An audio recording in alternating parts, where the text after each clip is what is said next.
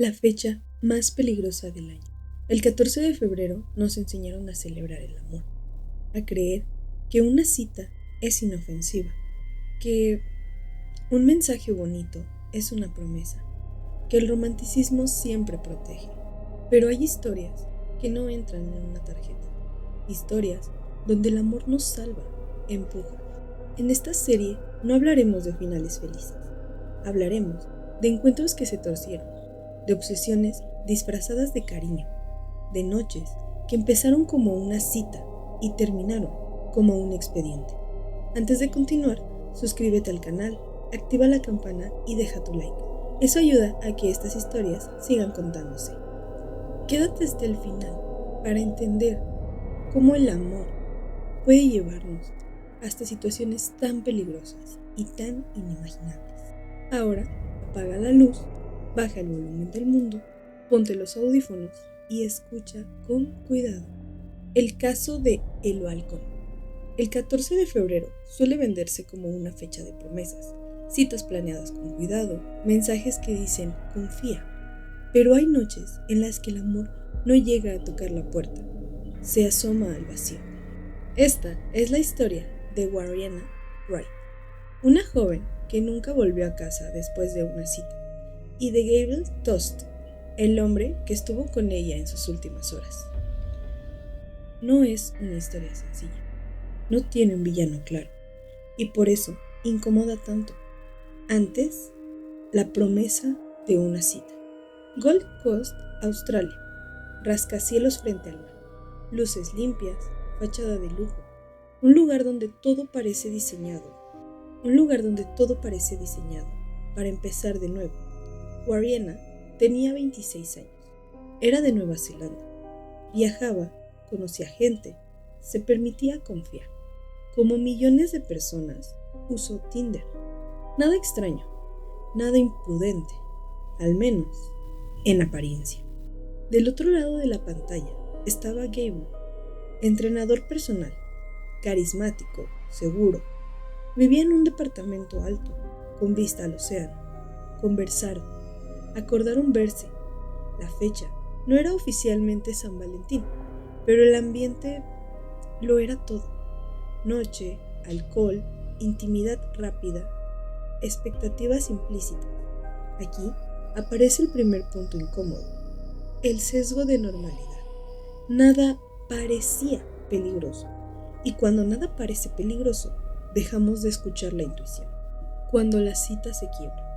Lo que ocurrió dentro del departamento no fue grabado en video, pero sí quedó registrado en audios y mensajes, y eso lo cambió todo.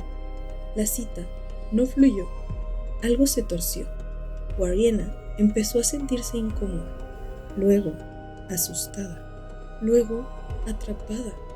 En los audios se escuchan discusiones, puertas cerradas, una tensión que crece, no disminuye. Ella envía mensajes desesperados a amigos. Está siendo extraño, tengo miedo. Aquí conviene frenar un segundo. Mucha gente interpreta este punto desde un sesgo peligroso. Si estaba incómoda, ¿por qué no se fue antes? Ese pensamiento ignora algo clave. El miedo no siempre corre, a veces se congela. Según los registros, Warriena intenta salir. Él la bloquea. Ella entra en pánico. No hay pruebas de que él la empujara, tampoco de que la ayudara a salir con seguridad. Solo queda un hecho físico incontestable. Un balcón en el piso 14. En un momento de terror absoluto, Warriena sale al balcón. No busca escapar hacia abajo, sino alejarse de lo que siente dentro. Minutos después, cae. El vacío legal y moral. El cuerpo impacta contra el suelo. La noche perfecta se rompe. La policía llega. Los medios explotan. Titulares simplistas. Cita de Tinder termina en tragedia. Mujer cae de balcón tras encuentro romántico. Pero la justicia no trabaja con titulares. Gabriel Tost es acusado. El juicio analiza audios, mensajes, cronología. La pregunta central no es emocional, es legal. ¿Hubo intención directa de causar la muerte? El jurado dice no, es absuelto. Y aquí aparece el segundo sesgo común: confundir absolución legal con inocencia moral total. La ley no juzga el miedo, juzga acciones comprobables. El caso deja un vacío. Nadie mató a Warriena en términos jurídicos, pero tampoco murió sola en términos humanos. Lo que este caso realmente expone. Este no es solo un caso de crimen, es un espejo incómodo sobre las citas modernas, la falsa sensación de seguridad digital, la presión social de no exagerar, el miedo femenino a ser descortés antes que estar a salvo, y la soledad de una decisión tomada en pánico. San Valentín vende la idea de que el amor siempre protege. Este caso demuestra lo contrario. A veces, el amor malinterpretado empuja al borde. No hubo arma, no hubo forcejeo final probado, solo miedo y un balcón demasiado alto. El silencio que queda. Warriena Wright no es recordada por quién era, sino por cómo murió, y eso ya es una forma de violencia. El caso del balcón no termina con una condena, termina con una pregunta. ¿Cuántas decisiones tomamos solo para no parecer exagerados cuando en realidad estamos asustados?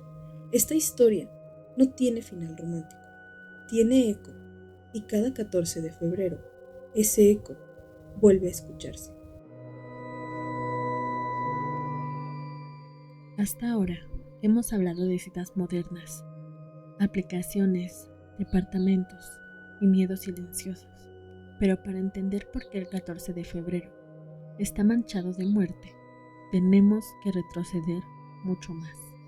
Antes de las flores, antes de las cartas, antes incluso de la idea de amor romántico, ahora nos vamos a la antigüedad, a una época donde amar no era un derecho, sino un desafío de poder, y donde el primer muerto asociado a esta fecha no cayó desde el balcón, fue ejecutado por el Estado.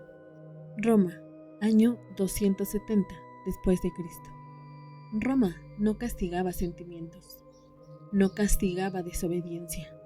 El emperador Claudio II gobernaba un imperio en guerra constante. Creía que los hombres solteros eran mejores soldados, sin esposas, sin hijos y sin nada que perder. Por eso emitió un decreto claro: los matrimonios jóvenes quedaban prohibidos. Amar, en ese contexto, no era un acto íntimo, era un acto político. Aquí aparece San Valentín de Terni, un sacerdote cristiano que decidió ignorar la ley imperial. En secreto, unía parejas, sellaba promesas, celebraba matrimonios escondidas. No lo hacía por rebeldía romántica, sino por convicción religiosa. Pero Roma no hacía esa distinción. Fue arrestado, encerrado, juzgado, no por amar, sino por desafiar la autoridad del imperio.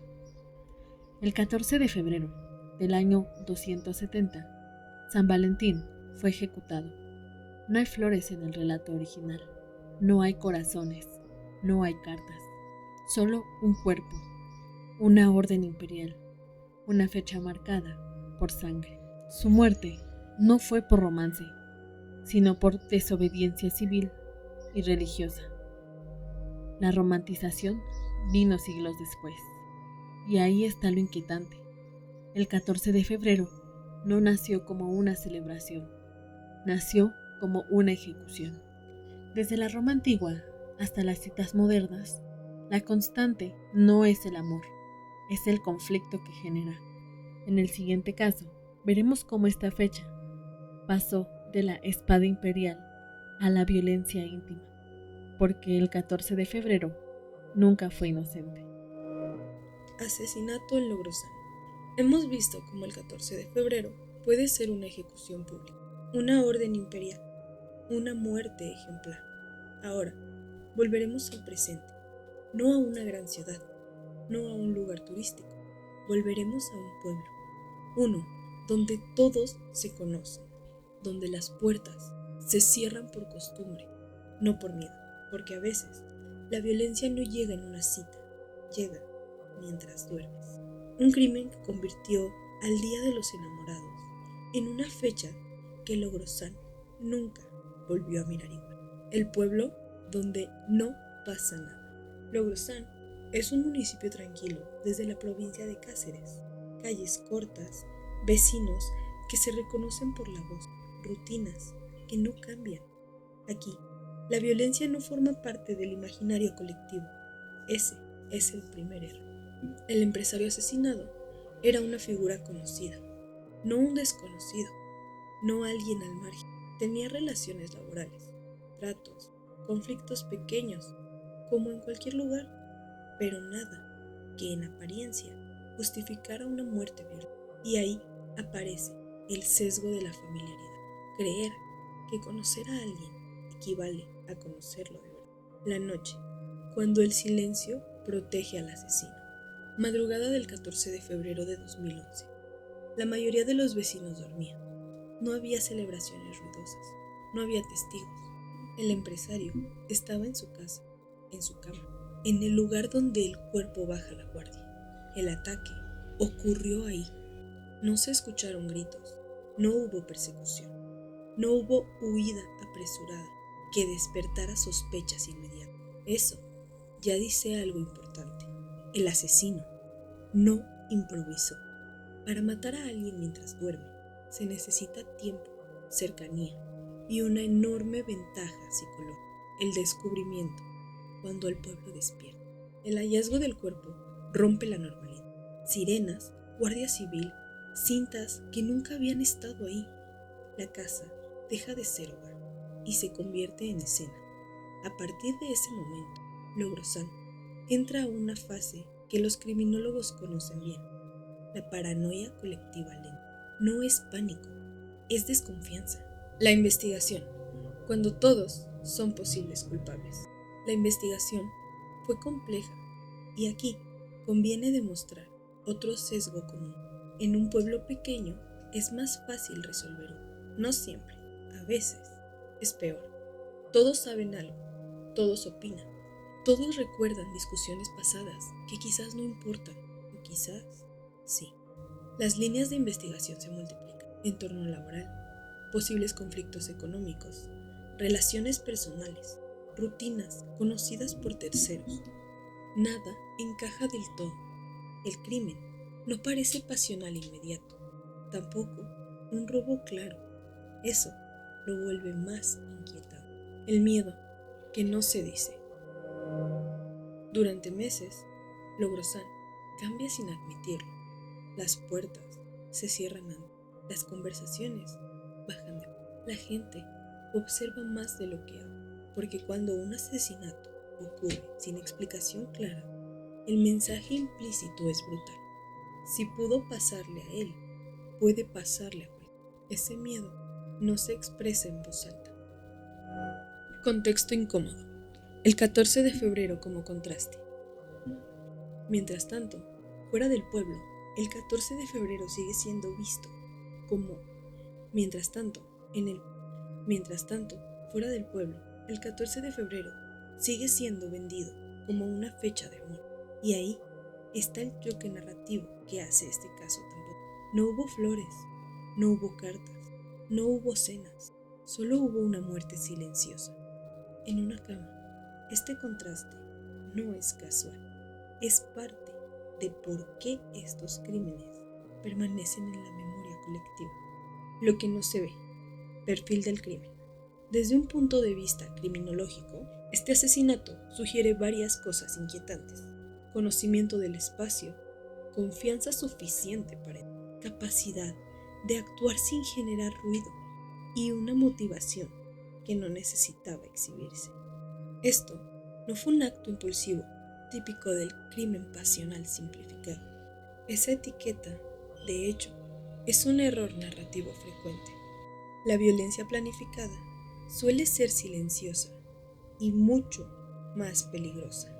El pueblo después, cuando nada vuelve a ser igual. Aunque el tiempo pasa, el caso no se borra. En los pueblos, la memoria es larga. Cada aniversario revive la pregunta: ¿cómo pudo ocurrir sin que nadie lo notara? Y más importante aún, ¿qué no vimos antes? El patrón oculto. En Gold Coast, el miedo empujó al vacío. En la Roma antigua, el poder ejecutó. En Logrosán, la violencia esperó. 3 épocas, 3 contextos, un mismo hilo. El 14 de febrero no crea la violencia, la revela. La encuentra donde ya estaba latente y la deja actuar. El silencio más peligroso. El asesinato en Logrosán no se recuerda por su brutalidad explícita, se recuerda por algo peor. Demostró que el peligro no siempre avisa, a veces no discute, no amenaza, no grita. A veces entra cuando duermes y mientras el mundo celebra el amor, alguien apaga la luz por última vez. Cuando el amor desaparece del todo. Hemos visto asesinatos íntimos, muertes silenciosas, violencia que ocurre lejos de testigos, mientras alguien duerme o huye presa del miedo.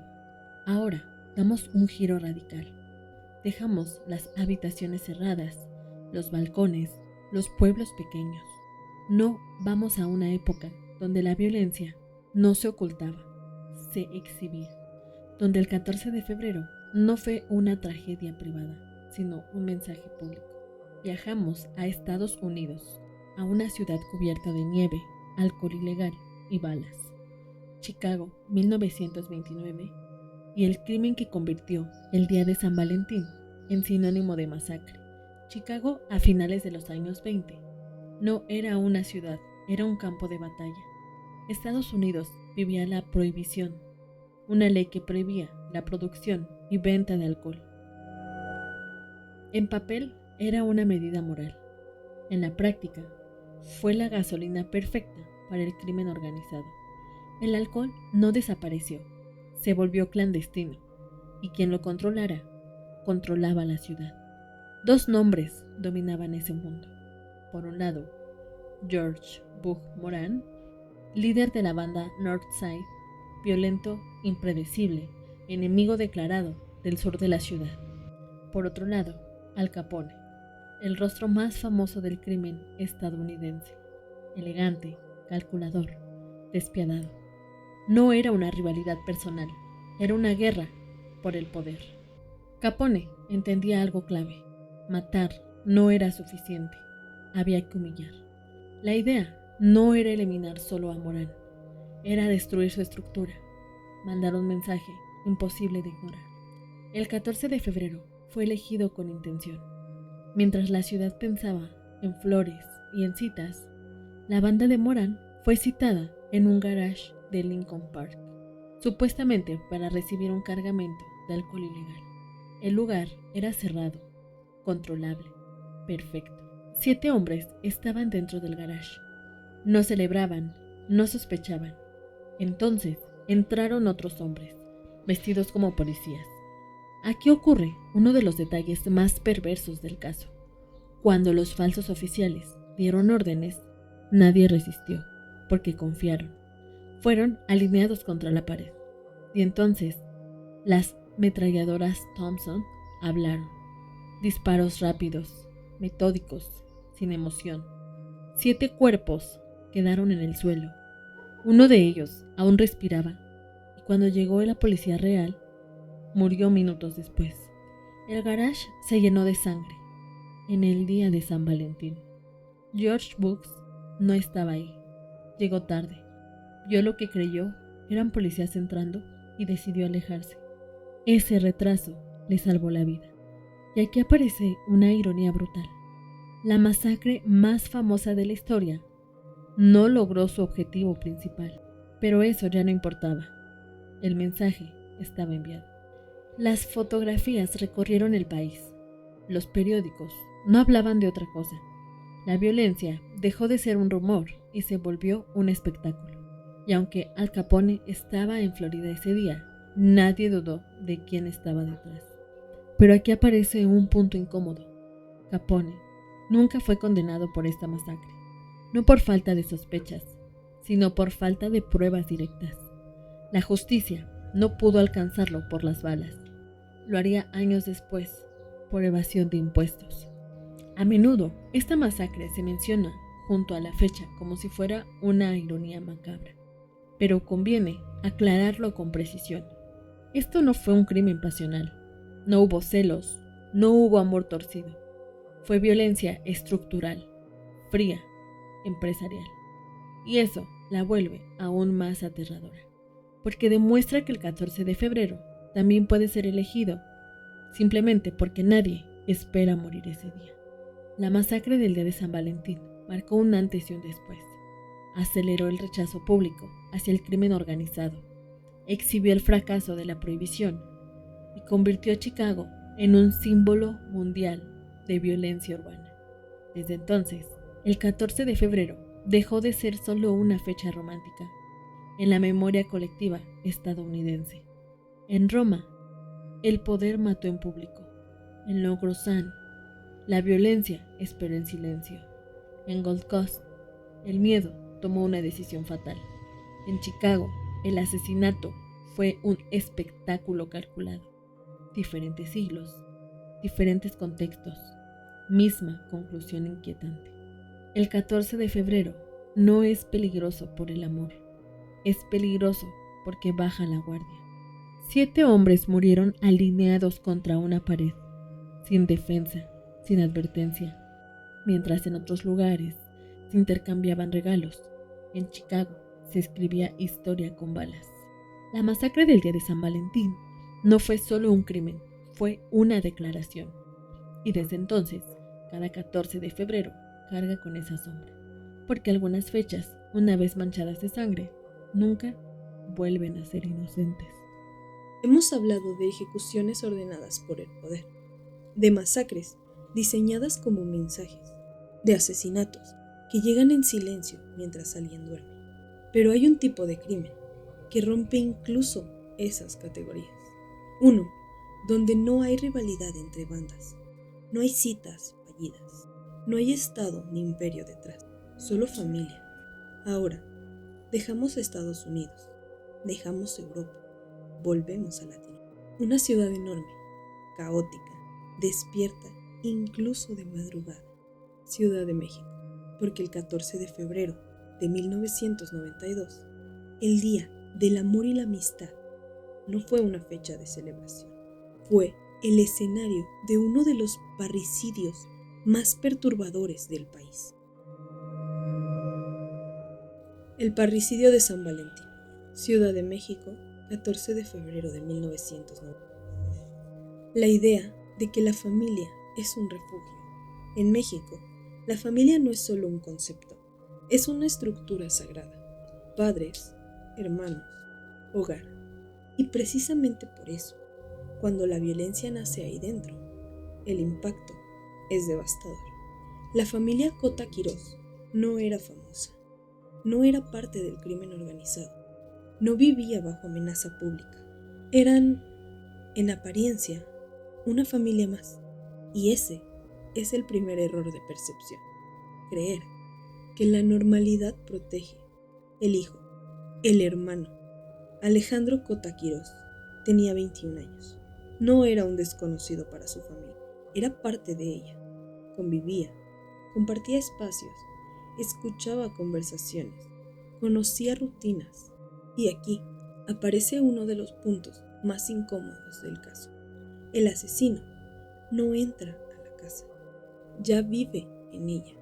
Eso elimina alarmas, eso baja defensas, eso normaliza comportamientos que, vistos desde fuera, habrían sido señales claras. Cuando el vínculo se rompe, la noche del 13 al 14 de febrero de 1992, no hubo celebración familiar, no hubo fiesta, no hubo brindis. Lo que ocurrió fue metódico, progresivo, irreversible. Alejandro asesinó a su madre, a sus hermanos y a otros familiares cercanos. No fue un arrebato único, no fue un instante de pérdida de control. fue una secuencia. Eso cambia completamente la lectura del crimen, porque implica tiempo, conciencia y una decisión sostenida. El hallazgo, el vehículo en Coyoacán.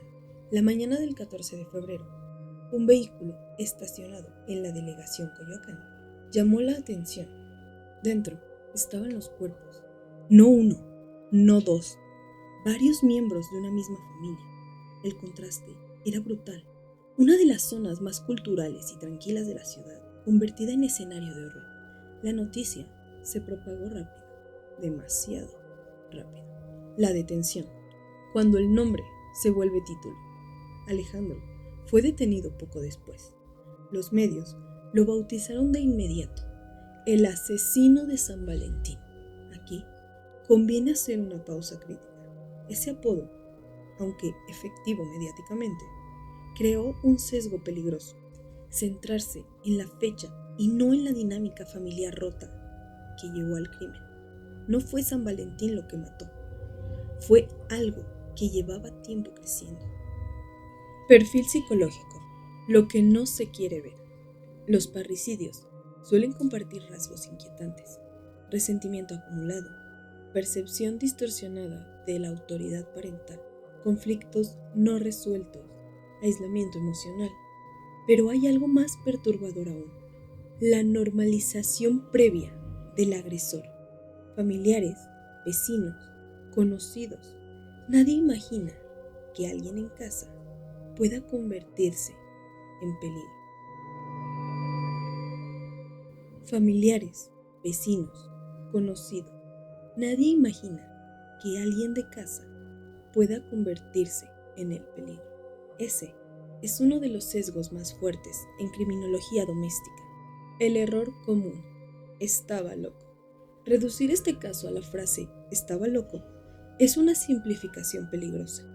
La violencia extrema no aparece de la nada. Se construye, se tolera, se ignora, y cuando estalla, ya es demasiado tarde. El impacto social.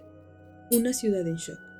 La Ciudad de México quedó marcada por el caso, no solo por la brutalidad, sino por el escenario.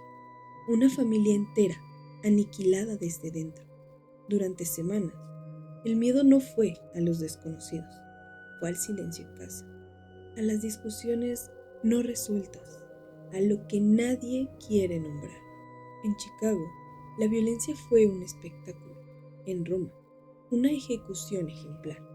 En Logrosán, un crimen que esperó. En Gold Coast, el miedo decidió. En la Ciudad de México, el amor familiar se convirtió en sentencia. Diferentes contextos, un mismo resultado. El 14 de febrero no crea monstruos, les da el momento perfecto. La fecha más incómoda. El parricidio de San Valentín no se recuerda solo por el número de víctimas, se recuerda porque destruyó una de las ideas más arraigadas, que la familia siempre es un lugar seguro. Ese 14 de febrero de 1992, en lugar de regalos, hubo cuerpos, y desde entonces, cada día del amor y la amistad carga con una pregunta incómoda. ¿Qué pasa cuando el peligro no viene de fuera, sino que duerme en la habitación de al lado? El 14 de febrero nos enseñaron a bajar la guardia, a confiar, a creer que el amor siempre es seguro. Pero en esta serie viste otra cosa: balcones, garajes, camas, familias, balas, silencio.